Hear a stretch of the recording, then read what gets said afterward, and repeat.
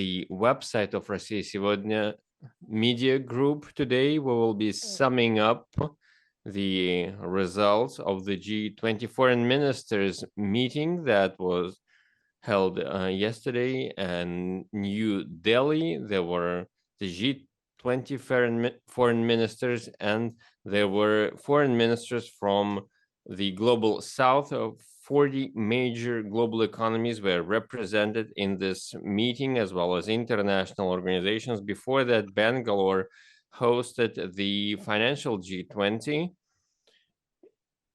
and the Prime Minister of India, Narendra Modi, called on the participants to focus on a unifying agenda rather than on singling out the divisions. India offers its own vision of the agenda of the G20 and what must be done. This will be the topic of our conversation today, and I'm happy to present our speakers. I will start with the experts here in Moscow, director at the Institute for International Economic Relations, professor at the International Finance Department at the Financial University, Victoria Perskaya. Also here with us in the studio is professor at the Global Economic Department, Diplomatic Academy of the Foreign Ministry of Russia, Pyotr Tolmachov.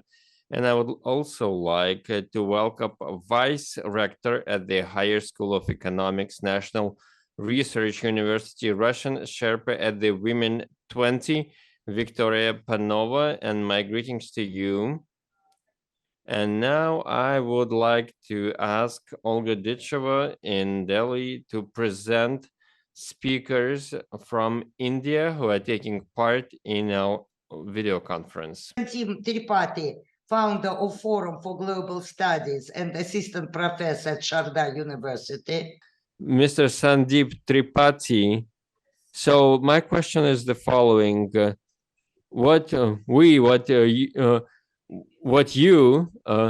What India expects from the G20 in this turbulent world? Go ahead, please.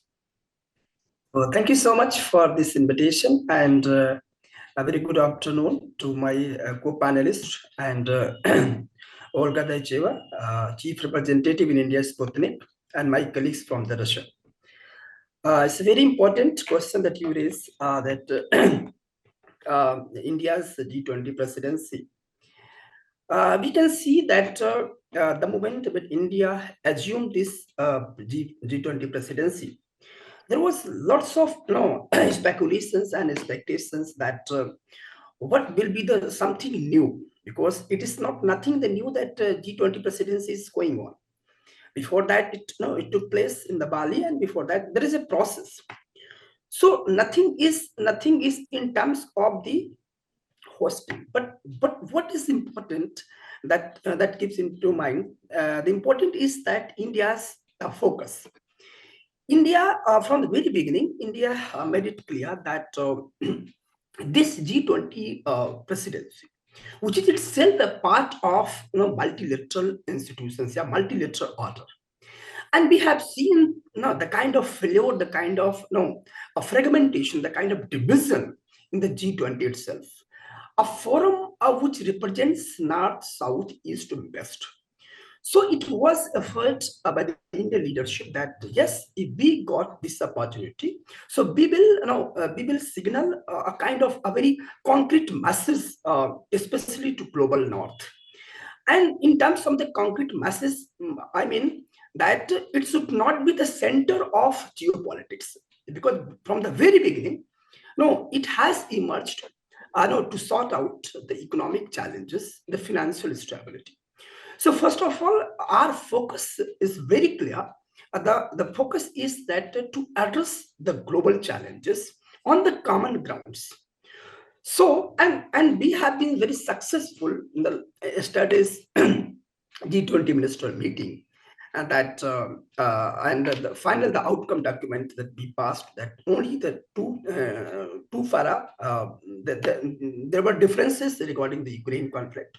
So, except all the other issues like like climate change, like shortage of fertilizers that threatens to food security system, biodiversity, sustainable development goals, women-driven order, public technological infrastructure, and most important point that is that was the point of discussion, and the high point of discussion was with global south.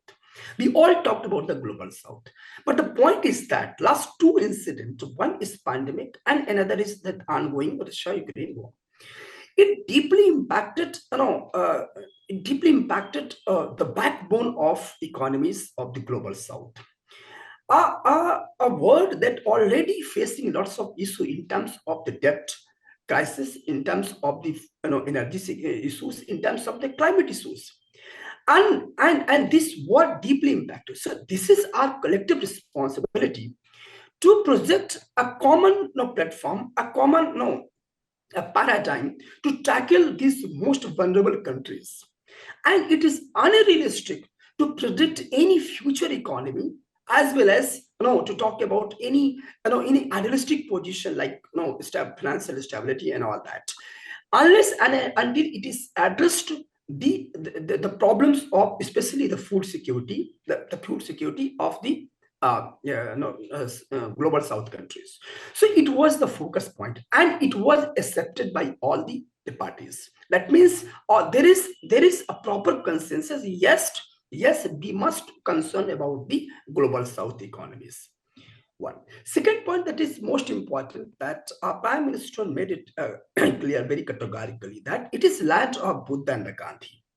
Especially it was signal, it was message to the superpower countries, especially Anglo-Saxons countries, those who dominate the multilateral institutions since it started onwards 1945. The way it has been failed, who is responsible for that? We have seen onwards 2001, first George W. Bush, and then the clear picture of during the Trump, and finally the Biden administration. The clear-cut blow, a clear-cut, you can say, attack on this multilateralism. And when you made a slogan that American first, and you withdraw from the WHO, and the way WTO work, the way unilateral sanction is going on, the way a trade war is going on between China and the USA. So in where we are living, I think it is very unrealistic to say that we are living in a multilateral order, nothing. So that is why the credibility of UNO, a body that claims for the architecture of the global governance, I think it is dated. It is not realistic. But it is India that has signaled that yes, please come and take inspiration from the India, because it is India who didn't believe only on the rhetorics. We have potential, and we have realized that kind of potential of the human-centered global order. And we have realized during the pandemic, 98 countries have been benefited from the India's vaccine massive initiatives.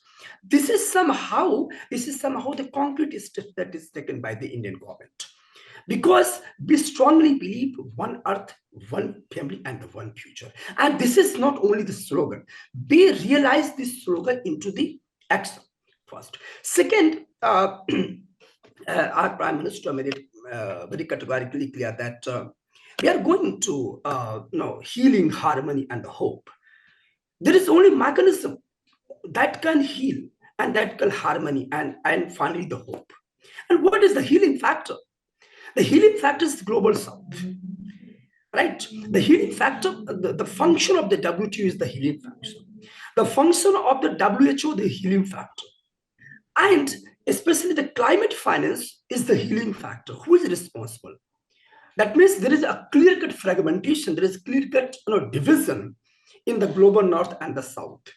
So you cannot sustain, you cannot talk about the global governance, you cannot talk about a global order, unless and until you are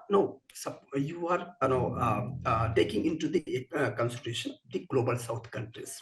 So India had projected last studies meeting very categorically that yes, healing, harmony, and hope. and one earth, one family, and one future. This is the common doctrine that should be pursued in very spirit and the essence. So, and in that perspective, I can say we have been successful for the first time during in the high sharp division, the deep division. We are the first time that at least foreign ministers come and sit to the one roof. This is the grand success of the Indian diplomacy. So I think now the time has come to a signal, especially developed countries, superpower countries, come and join the dialogue and diplomacy. This is only the one way. And India made it very categorically clear that yes, we are ready to be part of any peace process to resolve any geopolitics, especially the Russia-Ukraine war. So I hope, and I strongly hope that in coming September, the final meeting, we will send a very concrete message to the global order that only we do not preach, we practice. What we preach, we practice. And we have demonstrated during the COVID time. And still, last 1 year, when the war started, from the very first point, we took the position of abstention. It signals that yes, we want peace. We want dialogue and diplomacy. We are not in this and that camp. So this is the high time that requires a peace process and respect sovereignty and territorial integrity and the international law. Thank you so much. Professor Tripathi, maybe you were answering the question about G20 being politicized by the opinion of Dipanjan Roy from Economic Times. Please, your opinion. Thank you so much. See, I don't think so any politicization of G20, especially yesterday's G20 foreign ministers meeting, because there was a clear message from Indian side that we are here to discuss about the global challenges. The challenges, especially following the COVID pandemic and the current ongoing Russia-Ukraine conflict. So this was the major point, and we made it clear very categorically that this is not the gravity of center for the geopolitics. We are here to discuss the most pressing issues of the global south that has been created by the pandemic. So I don't think so. And Indian leadership very consciously made it clear that the center of discussion should be the economics, should be the financial stability, should be the new technological difficulties, counter narcotics, global skill mapping, a global talent pool. So these are the issues that India very categorically raised on a status meeting. And apart from that, our Prime Minister made it very clearly that we are here to send a message that multilateralism that has emerged after the Second World War, now it has become obsolete. There is no longer any international coordination committee, any international institution regarding the trade.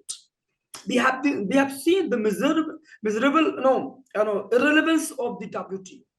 The continuous trade war was going on between the China and the USA. Unilateral sanction has been imposed on the Russia. So under this backdrop, we can say India has tried to forge a consensus on beyond the political issues, especially the security, energy security, especially the food security.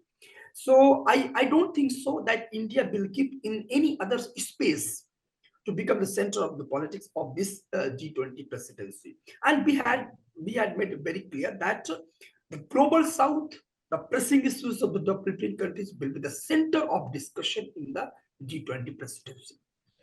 One. The last point, when our Prime Minister made it clear that the architecture of the global governance has failed, it signals two messages. One, is it time to reset the relevance and the meaning of multilateral institutions. We have seen the last 1 year, UNSC and UNG completely miserably failed and become the hot spot of the politics. Someone is this camp, someone this camp. So this is what you cannot expect any viable solution. It has become the battlefield. So now the time has come to reset, to reimagine, to redesign the multilateral order. Thank you so much. Mr. Tripathi, would you like to follow up in any way? Yeah, a very interesting question. And Professor Gulshan Sachdeva also mentioned that it would be better if we have common ground with Russia, India, and China. We have geopolitical issues with the China and the border issues. And India has tried so many times to come up on the table and to resolve the border issues, because both two countries have immense potential to give the order and to reframe the order, and in terms of international law and in terms of something that is questionable, this Bretton Woods institutions, something, this UN-based order.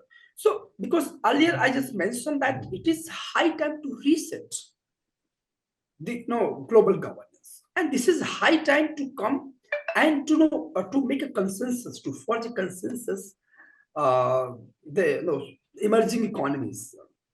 And I'm very happy and I'm very satisfied that study. There is a meeting with the Chinese Foreign Minister with India, and Dr. Yashankar clearly mentioned that we have talks on the other issues also. So I think India strongly believes in dialogue and diplomacy.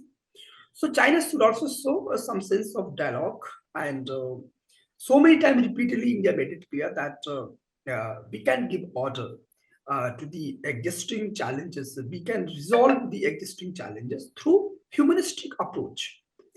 And India has been very forefront to give the humanistic approach. As I mentioned that during the pandemic, we have shown our potential, we have shown our credibility to the world.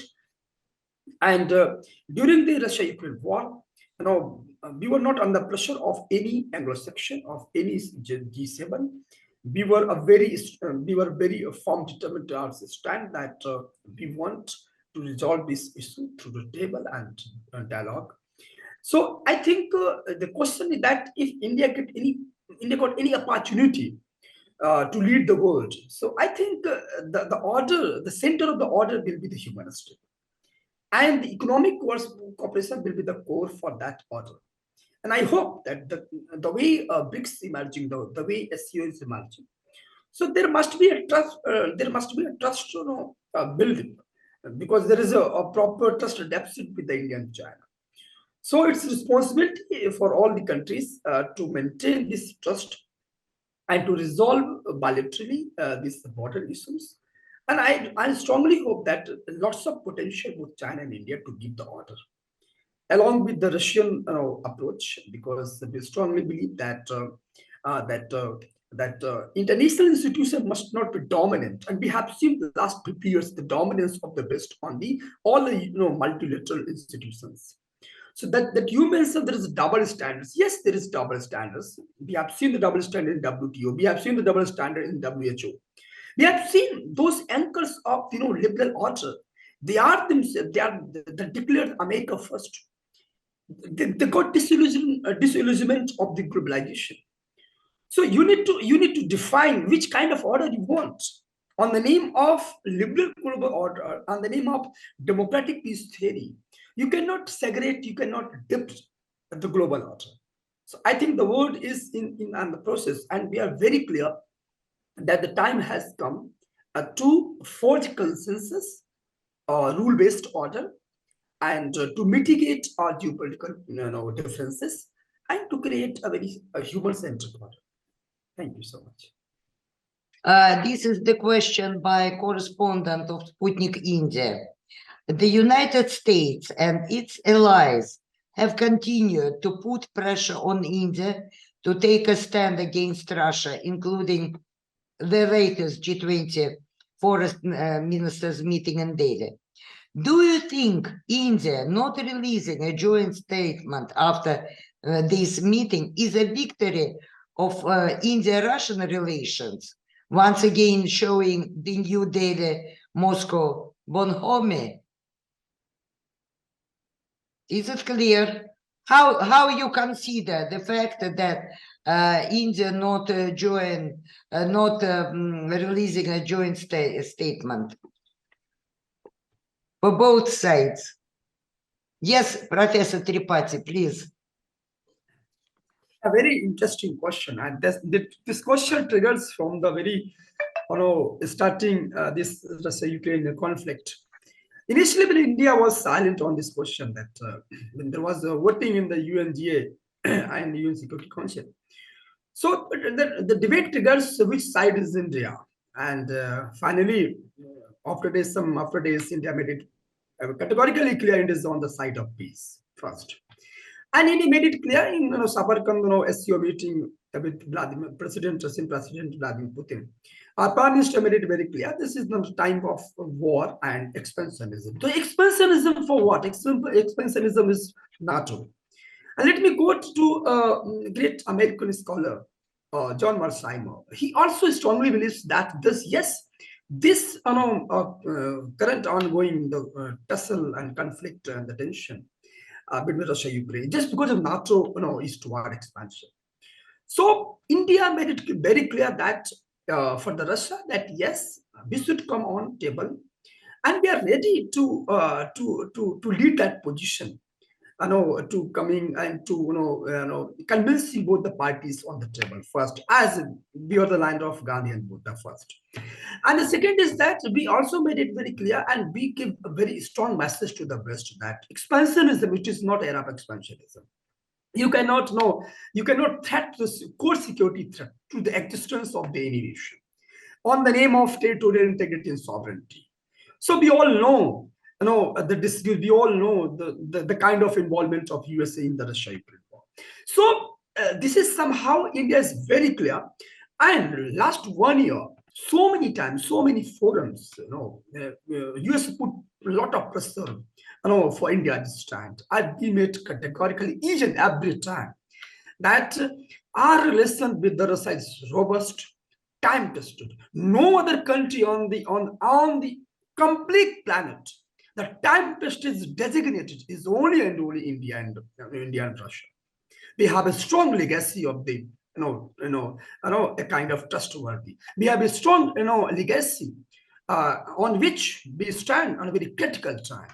Russia supported India, UNSC, so many critical times, lots of historical accounts we have. And despite all the engagement, Russia-India relations is very high, sensitive and highly mature. Russia is confident if India is moving towards USA, it does not mean to hamper the Russia. And India is confident if the Russia is getting close to China, it is not getting to no temper. So we are very confident our relationship is very mature, sensitive, confident, as well as robust. So I don't think so any issues. No pressure can be change India's stand. We were and we will remain trustworthy partnership with Russia. Thank you. So we hear a lot of professional insights from our experts. Thank you so much for taking part in this event, and we hope to see you again in our future video conferences. We will have a lot of them ahead of the September summit. Thank you so much, and see you again.